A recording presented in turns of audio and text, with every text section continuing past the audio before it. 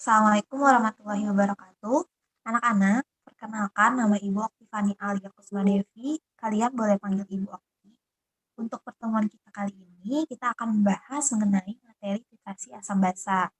Nah, apa sih yang akan kita bahas secara umum dari materi ini? Nah, titrasi asam basa sendiri didasari oleh reaksi neutralisasi yang dibantu oleh indikator asam basa yang nantinya akan menunjukkan titik akhir titrasi, titik ekuivalen, dan juga volume titran. Nantinya akan berguna untuk menentukan konsentrasi dari asam maupun basa. Selain itu, titrasi asam basa terdiri dari titrasi antara asam kuat dengan basa kuat, titrasi antara asam kuat dengan basa lemah, dan titrasi dari asam lemah dengan basa kuat. Nah, sebelum kita masuk ke materi dari titrasi asam basa, kita ingat-ingat kembali nih materi yang dibahas pada pertemuan larutan asam dan basa. Kira-kira apa sih pengertian dari asam dan basa menurut Arrhenius? Kira-kira ada yang masih ingat gak ya? Asam sendiri adalah senyawa yang jika dilarutkan ke dalam air, dia akan menghasilkan ion H+. Sedangkan basa adalah senyawa yang jika dilarutkan ke dalam air, dia akan menghasilkan ion OH-. Nah, pertanyaan selanjutnya nih, apa sih pengertian dari indikator asam basa? Indikator asam basa adalah zat yang memiliki perbedaan warna mencolok ketika ia dalam medium basah dan juga ketika dalam medium basah. Contohnya itu ada fenolftalein, bromfinol biru, metil merah, dan metil juga. Selain itu juga ada nih contoh indikator alami seperti kol ungu, bunga sepatu yang bisa digunakan sebagai indikator asam basa juga. Nah, selanjutnya, apa pengertian dari asam kuat, asam lemah, basa kuat, dan basa lemah? Asam kuat sendiri dapat diartikan sebagai asam yang terionisasi sempurna dalam air. Contohnya itu ada asam klorida, asam sulfat, dan asam nitrat. Sedangkan asam lemah adalah asam yang hanya sedikit terionisasi dalam air. Contohnya itu ada asam asetat. Lalu apa bedanya dengan basa kuat dan basa lemah? Kalau basa kuat adalah basa yang terionisasi secara sempurna dalam air. Contohnya ada natrium hidroksida, kalsium hidroksida, dan juga litium hidroksida. Sedangkan basa lemah adalah basa yang hanya sedikit terionisasi dalam air. Contohnya yaitu asam nitrat.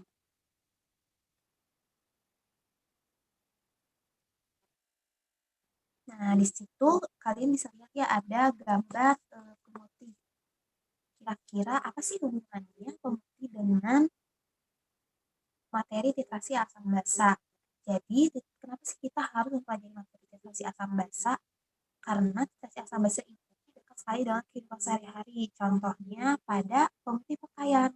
Pemutih pakaian mengandung asam hipoklorit yang bisa kita ketahui nih kadarnya dengan menggunakan titrasi asam basa. Begitu juga dengan obat mah. Di obat mah itu ada kandungan antasida. Kita dapat mengetahui kadar antasida dalam obat mah yang sesuai untuk menetralkan asam lambung. Lalu yang terakhir ada cuka. Cuka ini banyak sekali ya kita sering pakai di bakso ataupun makanan-makanan lainnya. Nah, dalam cuka terdapat asam asetat yang bisa kita ketahui kadarnya dalam cuka kasar dengan menggunakan titrasi asam basa. Selain 3 contoh yang sering diberikan, coba kalian cari minimal 2 contoh lain penggunaan titrasi asam basa yang dekat dengan kehidupan sehari-hari. Nanti tolong dimasukkan ke buku tugasnya ya. Jadi apa sih pengertian dari titrasi asam basa? Titrasi asam basa adalah suatu prosedur percobaan untuk menetapkan kadar atau konsentrasi larutan asam ataupun basa dengan larutan yang telah diketahui konsentrasinya. Jadi contohnya, Ibu ingin mengetahui konsentrasi dari larutan asam asetat. Nah, maka ada larutan lainnya yaitu larutan basa yang sudah diketahui konsentrasinya agar kita bisa mengetahui konsentrasi dari asam asetat. Nah, titrasi asam basa sendiri ini didasari oleh yang namanya reaksi penetralan. Kalian sendiri udah tahu ya kalau reaksi penetralan itu reaksi antara asam dengan basa yang nantinya akan menghasilkan garam dan air. Salah satu contohnya itu di situ ada ya, ada asam klorida ditambahkan dengan natrium hidroksida nantinya akan membentuk garam natrium klorida dan juga air. Nah, di sini ada set alat titrasi. Karena kita tidak bisa melakukan titrasi asam basa praktikum secara langsung di laboratorium, semoga kalian bisa mengetahui gambaran dari set alat yang akan kita lakukan jika kita ada di laboratorium. Yang pertama itu ada yang namanya klem. Klem digunakan untuk menyangga buret agar tidak jatuh dan sesuai dengan tempatnya. Lalu yang kedua ada statif. Statif digunakan untuk sebagai penyangga dari klem itu sendiri. Yang ketiga itu ada buret. Nah, buret digunakan untuk tempat larutan baku atau titran. Apa sih itu titran? Titran adalah larutan yang sudah diketahui konsentrasinya. Sedangkan yang terakhir itu ada Erlenmeyer. Erlenmeyer digunakan sebagai tempat titrat, yaitu larutan yang ingin diketahui konsentrasinya. Nah, kira-kira dari keempat alat yang sudah disebutkan, pada alat apakah indikator asam basa ditambahkan ketika kita melakukan titrasi asam basa? Coba cari tahu ya jawabannya.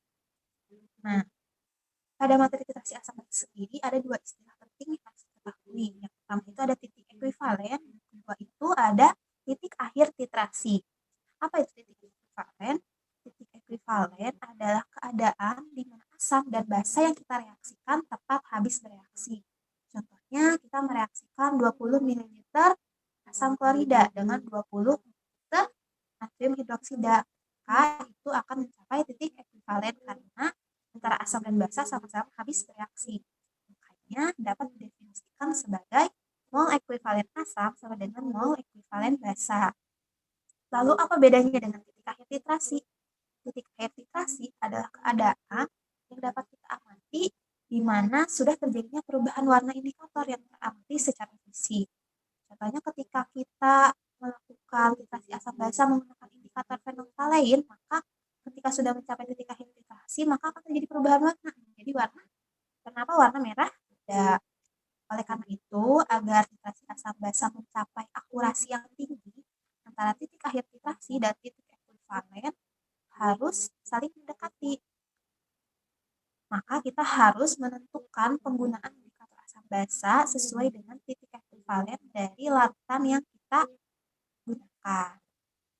Nah, untuk mencari kadar atau konsentrasi dari masing-masing larutan, maka kita dapat menggunakan perhitungan stoikiometri titrasi asam basa. Rumusnya itu Na dikali Ma dikali Va sama dengan Nb dikali Mb dikali Vb. N itu menyatakan jumlah ion H+ atau H-, sedangkan M itu menyatakan konsentrasi atau molaritas atau bisa juga kita sebut kadar, dan V menyatakan volume. Nah, kira-kira apakah kalian dapat menentukan titik ekuivalen tanpa menggunakan bantuan indikator asam basa? Jika ya, mengapa, dan jika tidak, mengapa? Nanti dijelaskan ya. Nah, selanjutnya kita akan bahas mengenai jenis-jenis titrasi asam basa. Tadi sebelumnya di peta konsep sudah dijabarkan ya, ada 3 jenis titrasi asam basa. Pertama itu ada asam kuat dengan basa kuat. Nah, di gambar ditampilkan ada sebuah kurva. Kurva apa sih itu? Itu namanya kurva titrasi. Jadi kurva titrasi ini menunjukkan grafik yang menyatakan perubahan pH pada titrasi asam dengan basa ataupun sebaliknya antara titrasi basa dengan asam. Nah, jadi misalkan kita ambil contoh asam klorida dengan NaOH direaksikan menjadi garam, natrium, klorida, dan air. Nah, sebelum ditambahkan NaOH ke dalam larutan asam klorida, pH asam klorida awalnya ternyata katanya 1. Lalu ketika ditambahkan natrium hidroksida, lama-kelamaan grafiknya akan sedikit demi sedikit. Nah, tapi ketika pada pH antara sekitar 4 sampai 10, itu terjadi lonjakan yang cukup tinggi. Nah, di situ juga ada katanya yang namanya pH titik ekuivalen. pH-nya berada pada pH 7. Kenapa pada pH 7? Karena asam kuat dan basa kuat, keduanya sama-sama terionisis sempurna, maka ion Na+ dan ion Cl- dari garam dia tidak akan mengalami hidrolisis sehingga pH dari larutan titrasi tersebut memiliki pH yang netral atau pH-nya 7. Jadi kesimpulannya tadi sudah dijelaskan ya, yang pertama itu mula-mula pH-nya naik sedikit demi sedikit, terjadi perubahan drastis ketika mendekati titik ekuivalen. Kedua, titik ekuivalennya berada pada pH 7. Nah, selanjutnya ada latihan soal. Di sini katanya ada sebanyak 25 ml larutan HCl 0,1 m diteteksi dengan larutan natrium hidroksida 0,1 m. Jadi kan diketahui ya, konsentrasi asam kloridanya 0,1 m, konsentrasi natrium hidroksidanya 0,1 m, dan volume asam kloridanya 25 liter. Nah, pertanyaan pertama, kira-kira berapakah pH awal larutan asam klorida? Berarti kalau pH awal asam klorida belum ditambahkan dengan natrium hidroksida, berarti volume natrium hidroksidanya masih 0 ml. Nah, berarti dalam wadah tersebut baru terdapat asam klorida yang dilarutkan dalam air. Berarti konsentrasi asam klorida yang awalnya 0,1 m karena memiliki koefisien yang sama dengan H+ sama-sama 1, maka konsentrasi H+ juga 0,1 m. Nah, kita bisa masukkan ke rumus pH. Ingatkan ya, rumus pH itu adalah min log konsentrasi H+. Jadi pH sama dengan min log 0,1. Berarti pH sama dengan 1. Jadi pH awal larutan asam klorida adalah 1. Sekarang selanjutnya, berapa mililiter larutan NaOH yang diperlukan untuk mencapai titik ekuivalen? Karena tadi yang dibutuhkan itu 25 ml asam klorida, berarti kita membutuhkan 25 ml natrium hidroksida untuk mencapai titik ekuivalen. Mengapa? Karena tadi sudah disebutkan di awal kalau titrasi asam basa itu antara asam dengan basa, keduanya harus sama-sama habis bereaksi. Berarti volumenya juga sama ketika mencapai titik ekuivalen. Nah, untuk pertanyaan ketiga, berapa pH pada titik ekuivalen? Berarti pH ketika volume natrium hidroksida itu 25 ml. Tadi sudah diketahui ya, konsentrasi H+ itu 0,1 m. Berarti volume dari HCl atau volume H+ itu 25 ml atau 0,025 liter. Berarti kita bisa dapatkan mol H+ sama dengan 2,5 kali 10 pangkat min 3 mol. Lalu untuk konsentrasi OH-. Nah, konsentrasi NaOH tadi berapa? 0,1 m. Volume NaOH-nya atau OH- 0,025 liter atau 25 liter. Berarti mol OH- sama ya dengan mol H+, itu 2,5 kali 10 pangkat min 3 mol. Nah, karena tadi garam NaCl yang terionisasi menjadi Na+ dan Cl tidak terjadi hidrolisis, berarti reaksinya terjadi hanya antara H+ dan OH- membentuk air. Nah, jadi pada titik ekuivalen ini karena melibatkan reaksi penetralan sempurna atau pembentukan air dan garam NaCl yang terbentuk tidak mengalami hidrolisis, maka konsentrasi H+ akan sama dengan konsentrasi OH- itu 10 pangkat min 7 atau pada keadaan netral yaitu pH sama dengan 7. Nah, untuk jenis titrasi asam basa yang kedua, ada asam kuat dengan basa lemah. Nah, contohnya itu kita ambil ada larutan NH4OH dengan larutan HCl. Awalnya, basa lemah NH4OH sebelum ditambahkan HCl katanya memiliki pH sekitar 11. Ketika lama-lama ditambahkan asam klorida, ternyata pH-nya semakin turun. Namun ketika NH4OH dan HCl belum habis seluruhnya, nah katanya itu disebut larutan penyangga. Karena tadi ya antara NH4OH dengan HCl ketika membentuk NH4Cl, ketika belum habis sebelumnya, maka itu termasuk larutan penyangga atau larutan buffer. Lama-kelamaan pada pH sekitar antara 5 dan 6, ternyata NH4OH dan asam klorida mencapai titik ekuivalen, yaitu atau pH-nya kurang dari 7. Nah, berarti di sini NH4OH dan HCl semuanya habis bereaksi. Nah, untuk Cl- sendiri pada garam NH4Cl HCl ia tidak akan mengalami hidrolisis. Sedangkan untuk NH4+, dia mengalami hidrolisis menjadi NH4OH dan H+. Karena kesetimbangan maka akan kembali lagi menjadi NH4+ dan H2O. Karena produknya menghasilkan H+, maka pH-nya akan menjadi pH asam, pH kurang dari 7. Nah, kesimpulannya dari grafik asam kuat dan basa lemah ini, maka titik ekuivalen secara teoritis ya yang sudah dibuktikan itu berada pada titik 5,28 atau kurang dari 7. Lalu lonjakan perubahan pH pada sekitar titik ekuivalen lebih sempit dibandingkan lonjakan pada titrasi asam basa yang sebelumnya antara asam kuat dengan basa kuat. Lonjakannya hanya terjadi kurang lebih pada pH 7 saja hingga pH 4. Nah, di situ disebutkan sebanyak 25 ml larutan NH3 0,1 m diteteksi dengan larutan asam klorida 0,1 m. Nah, berarti kan diketahui ya konsentrasi asam kloridanya 0,1 m, konsentrasi NH3-nya 0,1 m, dan volume NH3-nya 25 liter. Nah, untuk pertanyaan yang pertama, perkirakan pH awal larutan NH3. Berarti karena pH awal NH3, maka HCl belum ditambahkan, berarti volume HCl-nya masih berarti dalam wadah tersebut hanya terdapat NH3 yang dilarutkan dalam air menjadi NH4+ dan OH-. Nah, berarti kan konsentrasi NH3 tadi mula-mulanya berapa? 0,1 m. Ketika bereaksi, dia konsentrasinya akan berkurang sebesar X menjadi 0,1 min X. Berarti untuk konsentrasi NH4+ dan OH- konsentrasinya akan bertambah juga sebanyak X karena koefisien antara NH3, koefisien NH4+ dan koefisien OH- sama-sama bernilai 1. Nah, sekarang kita masukkan ke rumus kesetimbangan basa. Masih ingat kan ya, ini sudah dibahas di materi kesetimbangan ion dalam larutan.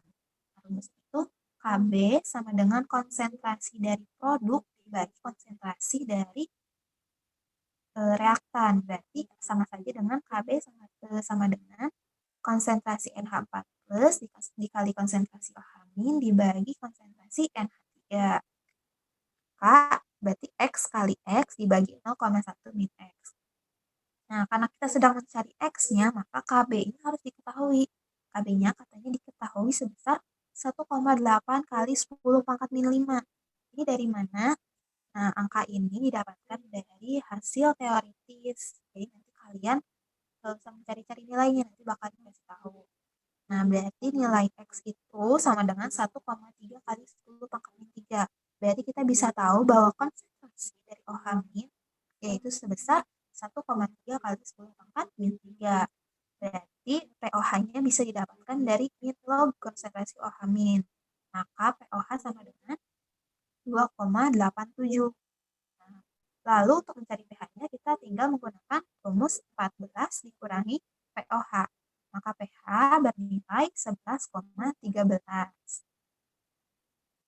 Nah, selanjutnya secara teori berapa volume HCl yang diperlukan sampai titik ekuivalen? Karena NH3 yang ditambahkannya sebanyak 25 ml, maka untuk mencapai titik ekuivalen agar HCl dan NH3 sama-sama habis bereaksi juga ditambahkan 25 ml. Pertanyaan ketiga, berapa pH pada titik ekuivalen? Tadi sudah diketahui ya untuk di poin B, kalau misalkan volume HCl pada titik ekuivalen yaitu 25 liter. Jadi kita cari lagi konsentrasi NH3 dan konsentrasi HCl. Karena sama-sama konsentrasinya 0,1 m, volumenya juga sama-sama 25 ml atau 0,025 liter, maka mol dari NH3 dan mol dari asam klorida adalah 2,5 kali 10 pangkat 3 mol. Nah, tadi NH3 dan H+ akan mengalami hidrolisis, sedangkan untuk ion Cl- dia tidak mengalami hidrolisis. Makanya dalam reaksi tersebut hanya NH3 ditambahkan H+, H3O+ itu sama dengan H+, ya, menjadi NH4+ dan H2O. Nah, karena sama-sama 2,5 kali 10 pangkat min 3 mol, maka NH3 dan H3O+ akan habis bereaksi keduanya. Nantinya akan terbentuk NH4 plus sebanyak 2,5 kali 10 pangkat min 3 mol. Nah, sekarang diketahui dulu nih volume dari larutan secara keseluruhan pada reaksi penetralan. Berarti volume NH3 ditambahkan dengan volume HCl, itu 25 ml ditambah 25 ml menjadi 50 ml. Nah, selanjutnya kita bisa cari tahu nih konsentrasi NH plus setelah terjadi reaksi asam basa atau reaksi penetralan. Nah, tadi kan molnya diketahui ya, NH4 plus itu 2,5 kali 10 pangkat min 3 mol. Lalu volume penetralannya itu 0,05 liter atau 50 liter. Berarti kita bisa mendapatkan bahwa molaritas itu yaitu 0,05. Nah, sekarang dimasukkan lagi ke dalam reaksi kesetimbangan. Karena tadi reaksi kesetimbangan ya, berarti dia bisa terjadi secara bolak-balik. Berarti ketika misalkan NH plus ditambahkan dengan air, dia akan balik lagi menjadi H plus dan NH3. Kalau tadi NH3 menjadi H plus, baru menjadi NH4 plus dan air, ini dibalikkan lagi NH4 plusnya. Jadi H plus dan NH3. Konsentrasi awal NH4 plus itu 0,05. Berarti ketika dia mengalami reaksi, dia akan berkurang sejumlah X. Begitupun dengan H plus dan NH3 karena merupakan produk, dia akan bertambah sebanyak X. Nah, sekarang kita langsung masukkan saja ke rumus kesetimbangan asam. Tadi sudah dijelaskan ya, antara kesetimbangan asam dan kesetimbangan basa itu sama ya, bedanya hanya di jenisnya gitu. Kalau yang tadi kan jenisnya basa, sekarang jenisnya asam. Berarti kita tinggal masukkan X dikali X dibagi 0,05 dikurangi X. Nah, Ka-nya secara teoritis diketahuinya 5,6 kali 10 pangkat min 10. Maka kita dapat mengetahui bahwa X adalah 5,3 kali 10 pangkat min 6. Maka konsentrasi dari H3O plus atau H plus adalah 5,3 kali 10 pangkat min 6. Maka pH-nya adalah min log dari konsentrasi H+.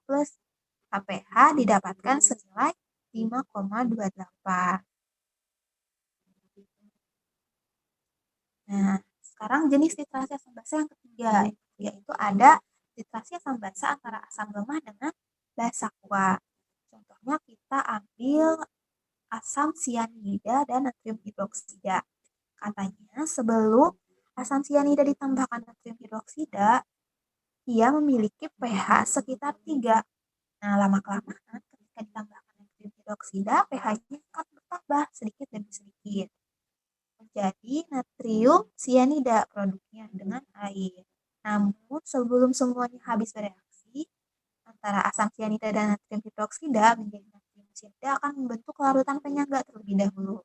Ketika natrium hidroksida ditambah terus-menerus, maka asam sianidanya akan habis bereaksi, natrium hidroksidanya akan habis bereaksi, akan mencapai titik ekuivalen pada angka sekitar 8.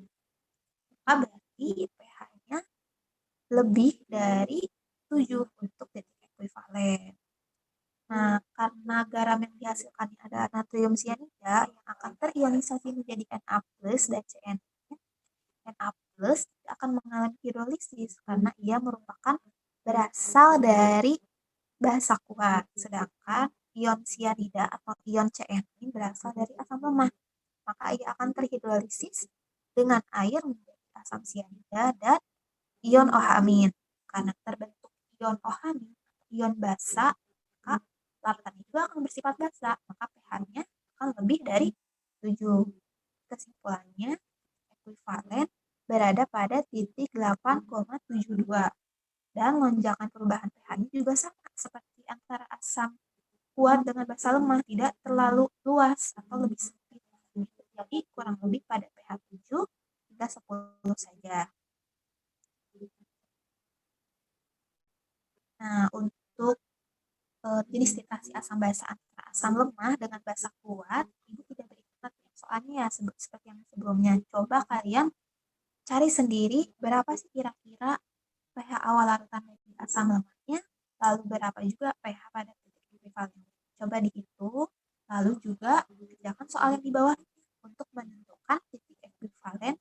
pada suatu jenis literasi, apakah kurang dari 7, lebih dari 7, atau sekitar 7.